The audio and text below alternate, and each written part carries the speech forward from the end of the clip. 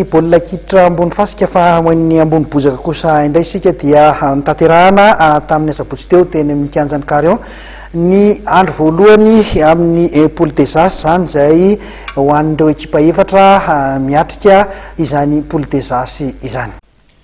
Nisaraka Adsala telon'hotely ny ekipan'ny GSM sy ny FC CAI ny sabotsy teo tany Karion nandritra ny andro voalohany Poule des As. Hafantarana ny ekipa faharoa hiakatra diviziona voalohany amin'ny fifananana baolina kitra sokajy Ligue 2 teo Analamanga. Efa nitarika tamin'ny isa telo ohatra nefa ny ekipa nambodiny sotra reto miakanjo manga amin'ny sary reto vao nanomboka kely ny fizaram-potoana faharoa.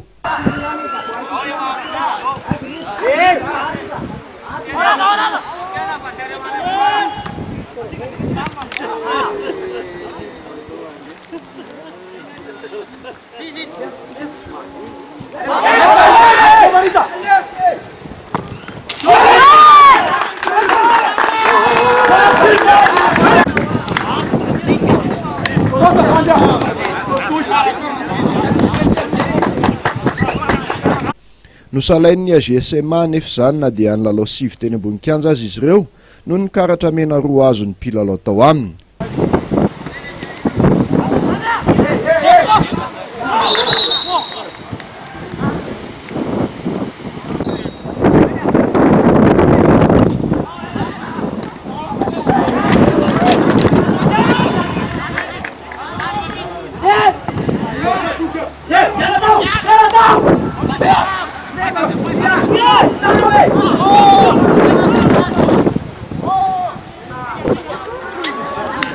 Lesika ho an'ny FCCI tamin'ity lalao ity ny tsy fananana tanjaka sy heritsaina hitazonana ny tombony nananany.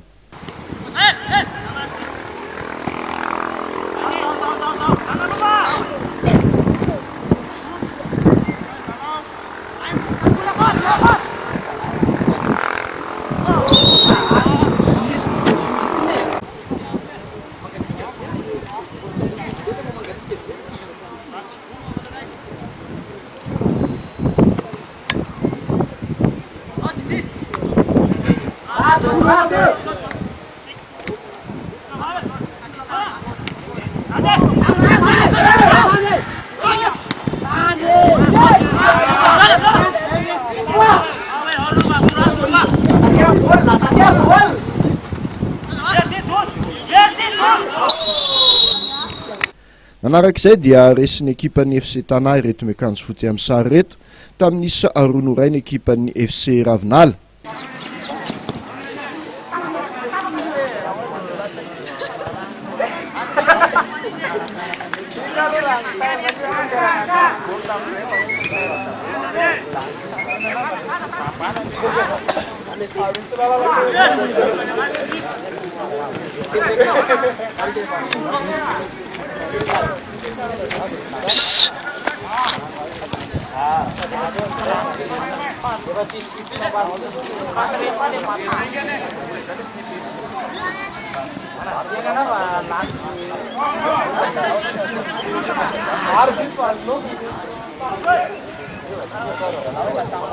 Mitarika vonjomaika amin'ity Poule des As araka izany ny ekipan'ny FC Tana.